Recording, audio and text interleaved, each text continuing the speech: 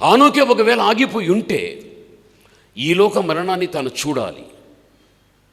దేవుని యొక్క పిలుపులో దేవుడు తనకిచ్చే నిత్యత్వంలోనికి తను వెళ్ళేవాడు కాదు. అయితే 300 సంవత్సరాలు లెక్కకొచ్చింది దేవునితో నడవటానికి. తను ఎలా నడవగలిగాడు అంటే ఆదామైనా చెప్పి ఉండాలి, లేకపోతే ఆదాముని గురించి ఆనోకైనా తెలుసుకుని ఉండాలి. ఏదైనా తోటలోనికి వచ్చిన దేవుడు సంచరించెను. ఆదామే దేవునితో సంచరించి నడిచినప్పుడు నేనెందుకు సంచరించకూడదు, నేనెందుకు నడవకూడదు అన్న ప్రేరేపణ. ఈరోజు ఆలోచించు, ఎంతోమంది మన వెనకటి రోజుల్లో దేవునితో పరిగెత్తి నడిచిన వారు ఆనకు తెలుసుకున్నట్లుగా మనము తెలుసుకుంటున్నాం. వారిలాగా నేను ఎందుకు పరిగెత్తకూడదు, వారిలాగా నేను ఎందుకు దేవుళ్ళ ముందుకు సాగిపోకూడదు అన్నటువంటి విధానంతో మన జీవితం ముందుకు సాగించుకోవాలి. అప్పుడే దేవునితో నడిచిన నీకు ఆయన పిలుపు వచ్చినప్పుడు నిత్యత్వంలోనికి వెళ్ళిపోతావు. బైబిల్లో చూడు ఒక మాట, ఒక వ్యక్తి పరిగెత్తాడు, ఆగిపోయాడు. ఎవరా వ్యక్తి?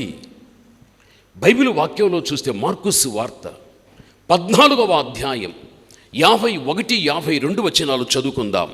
శరీరం మీద, తన దిగంబర శరీరము మీద నారబట్ట వేసుకుని ఉన్న ఒక పడుచువాడు, నారబట్ట వేసుకున్న ఒక పడుచువాడు ఆయన వెంట వెళ్ళుచుండగా వారు అతనిని పట్టుకొనిరి. అతడు నారబట్ట విడిచిపెట్టి దిగంబరుడై పారిపోయెను. చూడండి, ఈ మార్కు సువార్త 14వ అధ్యాయం 51-52లో చూడగలిగినట్లయితే యేసుక్రీస్తు ప్రభువుల వారిని రాణువారు పట్టుకున్నారు. ప్రభువు దగ్గర ఉన్న శిష్యులందరూ కూడా ప్రభుని విడిచిపెట్టి వెళ్ళిపోయారు, ఒక్కడు లేడు అక్కడ. అయితే ఒక పడుచువాడు మాత్రమే ప్రభువు దగ్గర నిలబడిపోయాడు. ప్రభుని పట్టుకుని వెళ్ళేటప్పుడు ఆ పడుచువాడు కూడా ప్రభువుతో పాటు వెళ్ళిపోతూ ఉన్నాడు. శిష్యులు ఎవరు కూడా ప్రభువుతో వెళ్ళలేదు. ప్రభువు పట్టబడి కొనిపోబడేటప్పుడు ధైర్యం కలిగి ఏ శిష్యుడు కానీ యేసు ప్రభు దగ్గర ఉండి ఆ పట్టబడిన క్రీస్తుతో పాటు ఎవడు వెళ్ళలేదు. పేరు తెలియని ఒక పడుచువాడు ఇక్కడ ఉన్నాడు. ప్రభుని పట్టుకొని వెళ్ళేటప్పుడు ఆ ప్రభువుతో పాటు తను వెళ్ళగలిగాడు. భగమును అర్థం చేసుకోవాలి. ప్రభువుని పట్టుకున్నట్టు నన్ను పట్టుకుంటారు. పట్టుకున్న ప్రభువుకు ఎటువంటి ఆపద సంభవిస్తుందో, కానీ అటువంటి ఆపదే నాకు కూడా సంభవించినా పర్వాలేదు, అంతవరకు బాగానే ఉంది. అలా ప్రభువుని తీసుకుని వెళ్ళేటప్పుడు ఆ యొక్క పడుచువాడు కూడా వెళుతూ ఉన్నాడు. కొంత దూరం చక్కగానే ప్రయాణం చేశాడు. చేస్తూ ఉండే సమయంలో ప్రభువుని పట్టుకున్నట్లుగా ఈ పడుచువాడిని కూడా పట్టుకోగలిగారు. ఎప్పుడైతే పట్టుకోగలిగారో తన దిగంబర దేహం మీద ఉన్నటువంటి నారబట్టను పట్టుకున్న వ్యక్తి చేతికి అప్పగించి వాడు దిగంబరుడై పారిపోయాడు. వీడు పారిపోయిన పడుచువాడు వీడు. ప్రభునందు ప్రియమైన వాళ్ళారా, కొంత దూరం చక్కగానే సాగాడు. ఎప్పుడైతే తను పట్టుకోవడం జరిగిపోయాదో తన దిగంబర దేహం మీద ఉన్న నార బట్టను పట్టుకున్న వ్యక్తి చేతికి అప్పగించి దిగంబరుడై పారిపోయాడు. ఇతడు పారిపోయిన పడుచువాడు. ఈ రోజుల్లో చాలామంది జీవితాలు చూస్తే భక్తిలో కొంతకాలము నడుస్తారు, ఆత్మీయంగా చక్కగా నడుస్తారు కొన్ని సంవత్సరాలు. అయితే వారి జీవితంలో ఏదో ఒకటి వారి మనస్సును గాయం చేసేటువంటి బాధలు ఎదురైనప్పుడు వాటి చేత సొమ్మసిల్లిపోయి అప్పటి వరకు దేవునితో నడిచిన వీరు, భక్తితో నడిచిన వీరు, ఆ పరిస్థితుల ప్రభావం వారిని ముందుకు వెళ్ళనివ్వకుండా ఒక్కొక్కసారి వారు వెనక్కి వచ్చి దేవుని నుండి, భక్తి నుండి, ప్రార్థనలో నుండి, సంఘములో నుండి, వాక్యములో నుండి అన్నిటికీ స్వస్తి చెప్పి ఎంతోమంది వెళ్ళిపోతూ ఉంటారు ఈ రోజుల్లో. వీడు అంతే. వాడిని పట్టుకోనంత వరకు చక్కగా సాగాడు, పట్టుకున్నప్పుడే వాడు పారిపోయాడు. ఎవరు వీడు? మత్తయి, మార్కు, లూకా, యోహాను ఇతని గురించి ఒక్క మార్కు మాత్రమే రాశాడు.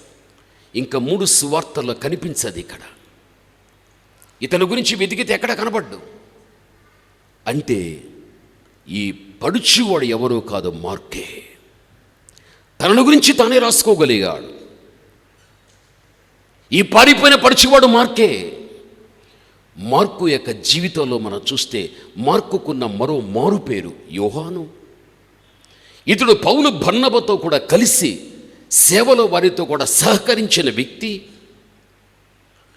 ఇతని ఆత్మీయ జీవితమైన, సేవా జీవితమైన దేవుని యొక్క పిలుపును అందుకొని సేవలో సాగిపోయేటువంటి పౌలుతో బర్నబాతో కూడా కలిసి పనిచేసినటువంటి వాడు.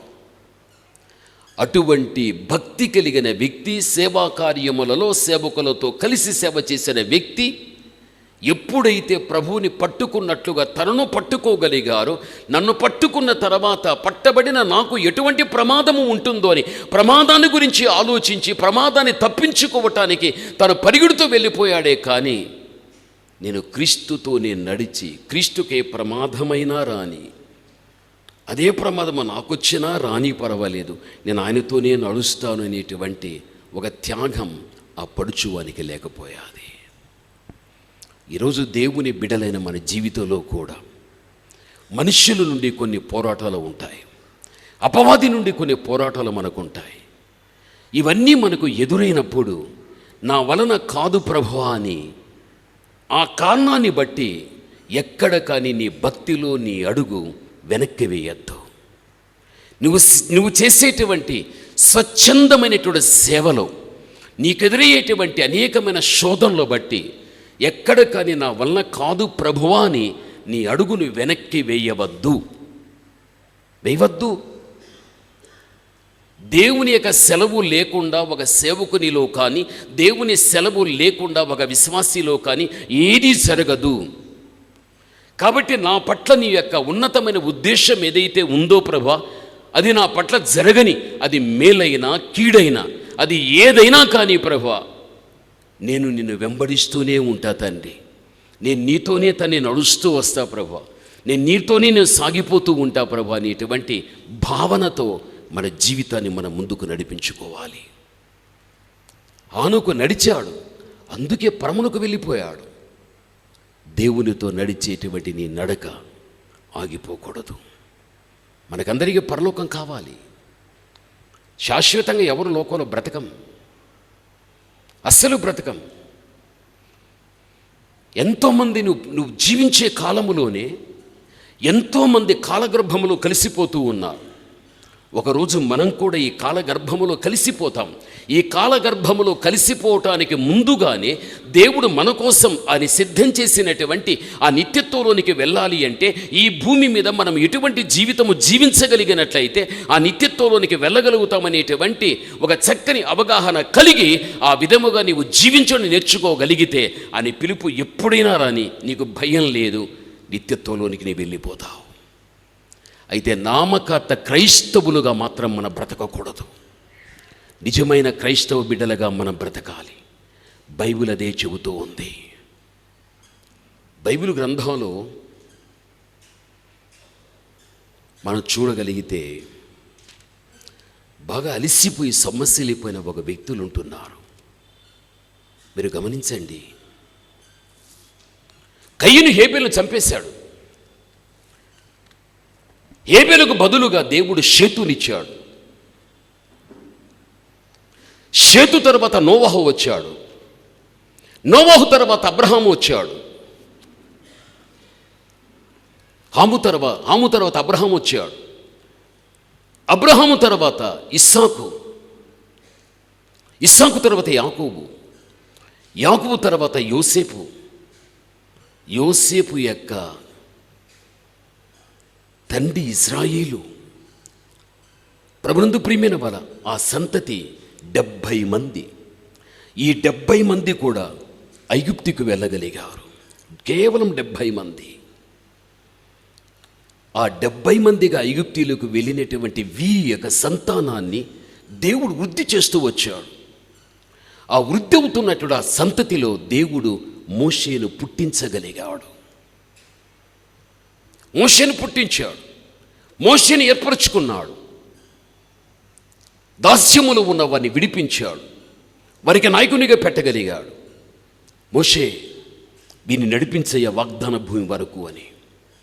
ఒక మంచి నాయకుడైన మోషే దేవుడు తన చేతి క్రింద ఇచ్చినటువంటి తన ప్రజలైన ఇశ్రాయేలులను 40 ఏండ్లు అరణ్య ప్రయాణంలో నడిపించగలిగాడు.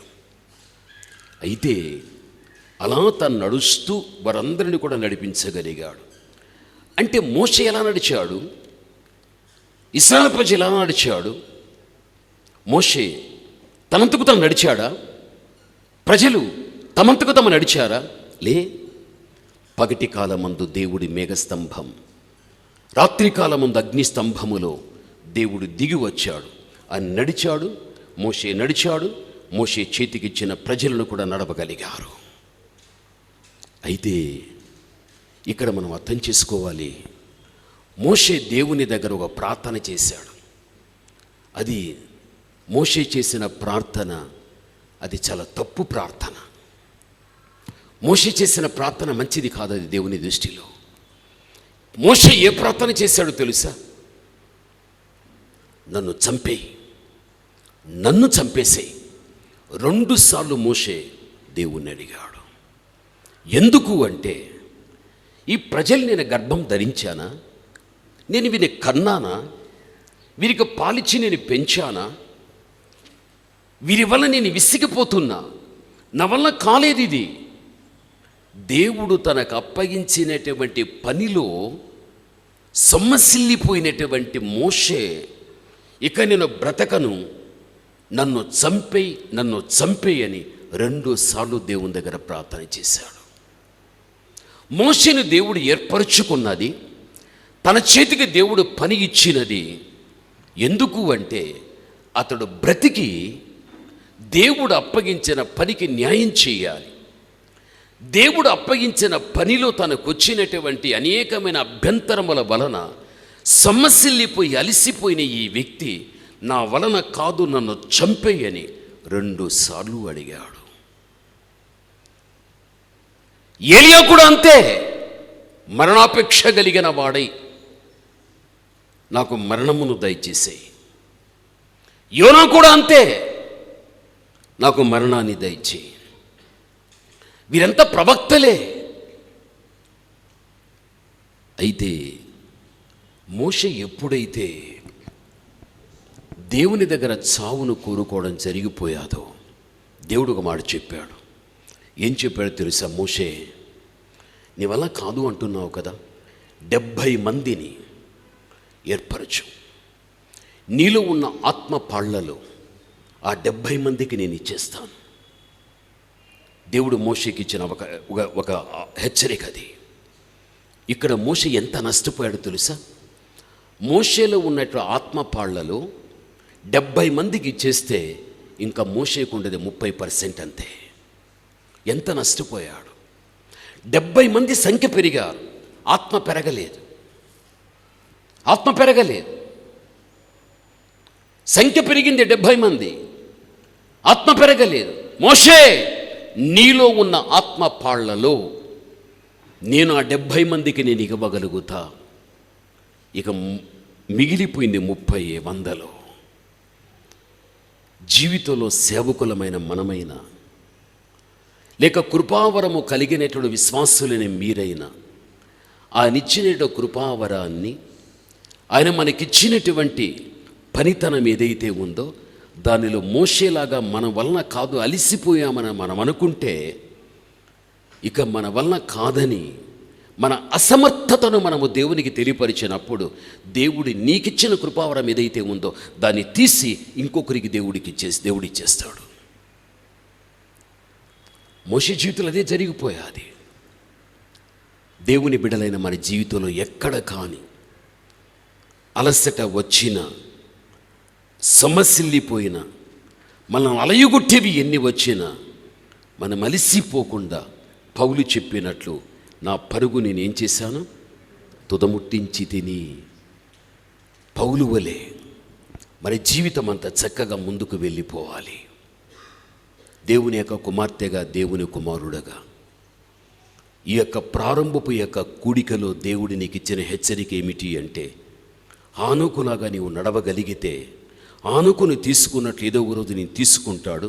తీసుకున్న దేవుడు రెండవ మరణము లేకుండా నీ మీద చేస్తాడు. అంతేకాదు, ఆ నిత్యత్వంలో మరణము లేని ఒక నిత్య జీవాన్ని దేవుడు నీకు ఇవ్వగలుగుతాడు. దేవునితో నడిస్తే వచ్చే భవిష్యత్తు యొక్క ఆశీర్వాదం ఎంత గొప్పదిగా ఉన్నదో ఒక్కసారి నీవు ఆలోచించు. నీ వ్యక్తిగత ఆత్మీయ జీవితంలో ఎక్కడైనా కానీ నీవు అలసిపోయి కృంగిపోయిన పరిస్థితులు ఉంటున్నాయా? హబ్బక్కు ఏమంటాడు తెలుసా? హబ్బక్కు యొక్క జీవితంలో తను రాస్తూ తన గురించి తను మాట్లాడిన మాట 3వ అధ్యాయం 19వ వచనాన్ని మనం చదువుకుందాం. హబ్బక్కు 3:19 మనం చదువుకుందాం. ఆయన నా కాళ్లను లేడి కాళ్ల వలె చెయ్యును, ఉన్నత స్థలముల మీద ఆయన నన్ను నడువ చేయును. ఇక్కడ హబ్బక్కులో మనం చూస్తున్నాం, నా కాళ్లను ఏవిగా చేస్తానంటున్నాడు? లేడీ కాళ్ల వలె. నేను ఉన్నతమైన స్థలంలో నేనేం చేస్తాను? నడవగలుగుతాను. ఆషాహేలు అడవి లేడీ వలె ఎలా తేలికగా పరిగెత్తువాడుగా ఉంటున్నాడో, మన సేవా జీవితంలో కానీ మన ఆత్మీయ జీవితంలో కానీ ఆ విధంగా మనం లేడీ వలె పరిగెత్తని వ్యక్తులుగా మనం ఉంటే, బైబిల్ చెబుతుంది దేవుడు ఎక్కడ మనం ఉంచగలుగుతాడు తెలుసా? ఉన్నతమైన స్థలములో దేవుడు నడిపిస్తాడు. ఆ ఉన్నత స్థలమే పరలోకం. అక్కడ దేవుడు తన దూతలు ఉంటారు. ఆ దేవునితో మనం అక్కడ ఉండి ఆయనతో నడవగలుగుతాం. హబ్బక్కు చెబుతున్నాడు, నా కాళ్ళు లేడీ కాళ్ళ వలె చెయ్యి. లేడీ ఏ విధంగా పరిగెడుతుందో నీలో నేను ఆ విధంగా పరిగెత్తాలి. అలా పరిగెత్తిన వాడు ఒకరోజు ఉన్నత స్థలం అని చెప్పబడే పరలోక రాజ్యములో దేవునితో కూడా ఆ వ్యక్తి నడవడం అనేది జరుగుతుంది. బైబిల్ అదే చెబుతుంది. ఇక్కడ చాలామంది నా సాటి సేవకులు ఉంటున్నారు. వాళ్ళని ప్రశ్నిస్తే, మీ సేవలో ఏ కష్టం ఏ బాధ లేదా అని అంటే, ఎందుకు లేదు పాస్టర్ గారు, మీరు కొద్దిసేపు కూర్చొని మైకి మా చేతికి ఇవ్వండి, మా సేవలో మా బాధలు మా కష్టాలు మా శోధనలు నిందలు అవమానాలు దుఃఖం ఎన్నో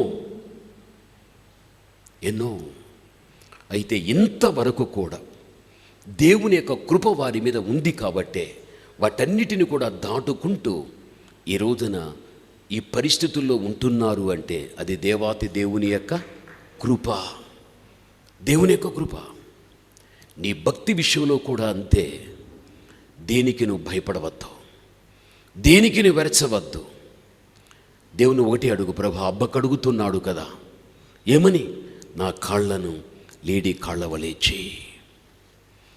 అప్పుడు నేను ఎన్ని ఆటంకాలు వచ్చినా లేడీ వలె జింక వలె పరిగెడుతూ వెళ్ళిపోతా నీలో. ఆ తర్వాత నీ పిలుపు వస్తే ఉన్నత స్థలం అనే పరలోకములో నీతో కూడా నేను నడవగలుగుతా. బైబిల్ ఆ విధంగా చెబుతూ ఉంది. కాబట్టి ఈ రాత్రికాల సమయమందు దేవాతి దేవుని యొక్క వాక్య ఆధారాన్ని బట్టి మన ఆత్మీయ జీవితాన్ని చక్కగా మనం ముందుకు సాగించుకోవాలే కానీ ఎక్కడ కూడా ఆగిపోకూడదు.